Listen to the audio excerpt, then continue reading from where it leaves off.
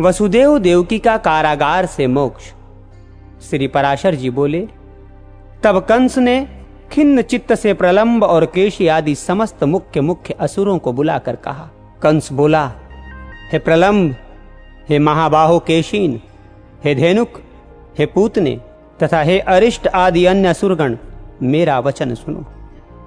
ये बात प्रसिद्ध हो रही है कि दुरात्मा देवताओं ने मेरे मारने के लिए कोई यत्न किया है, किंतु मैं वीर पुरुष अपने वीर्य से सताए हुए इन लोगों को कुछ भी नहीं गिनता हूं। अल्प वीर्य इंद्र, अकेले घूमने वाले महादेव अथवा छिद्र असावधानी का समय ढूंढकर दैत्यों का वध करने वाले विष्णु से उनका क्या कार्य सिद्ध हो सकता है? मेरे बाहुबल से दलित आदित्यों, अल्प वीर्य वसुगणों, अग्नियों तथा अन्य समस्त देवताओं से भी मेरा क्या अनिष्ट हो सकता है? आप लोगों ने क्या देखा नहीं था कि मेरे साथ युद्ध भूमि में आकर देवराज इंद्र वक्षः स्थल में नहीं अपनी पीठ पर वाणी की बौछार सहता हुआ भाग गया था। जिस समय इंद्र ने मेरे राज्य में वर्षा का होना बंद कर दिया था, उस समय क्या मेघों ने मेरे बाणों से विंध कर ही यथेष्ट जल नहीं बरसाया? हमारे गुरु श्वसुर जरासंध को छोड़कर क्या पृथ्वी के और सभी नृपति गण मेरे बाहुबल से भयभीत होकर मेरे सामने सिर नहीं झुकाते? हे दैत्य श्रेष्ठ गण, देवताओं के प्रति मेरे चित्त में अवज्ञा होती है, और हे वीरगण, उन्हें अपने मेरे वध का यत्न करते देखकर तो मुझे हंसी आती है।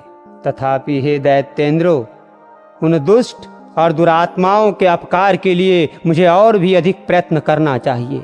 अतः पृथ्वी में जो कोई यशस्वी और यज्ञ करता हो, उनका देवताओं के अपकार के लिए सर्वथा वध कर देना चाहिए। देवकी के गर्भ से उत्पन्न हुई बालिका ने यह भी कहा है कि वो मेरा भूतपूर्व प्रथम जन्म का काल निश्चय ही उत्पन्न हो चुका है। अतः आजकल पृथ्वी पर उत्पन्न हुए बालकों के विषय में विशेष सावधानी रखनी चाहिए, और जिस बालक में विशेष बल का उद्रेक हो उसे यत्न पूर्वक मार डालना चाहिए। असुरों को इस प्रकार आज्ञा दे कंस ने कारागृह में जाकर तुरंत ही वसुदेव और देवकी को बंधन से मुक्त कर दिया। कंस बोला, मैंने अब तक आप दोनों के बालकों की जो वृथा ही हत्या की, मेरा नाश करने के लिए तो कोई और ही बालक उत्पन्न हो गया है, परंतु आप लोग इसका कुछ दुख न माने, क्योंकि उन बालकों की होनहार ऐसी ही थी। आप लोगों के प्रारब्ध दोष से ही उन बालकों को अपने जीवन से हाथ धोना पड़ा है। श्री पराशर जी बोले, हे द्विश्रेष्ठ, उन्हें इस प्रकार ढांढस बंधा और बंधन से मुक्त कर कंस ने शंकित चित्त से अपने अंतःपुर में प्रवेश किया।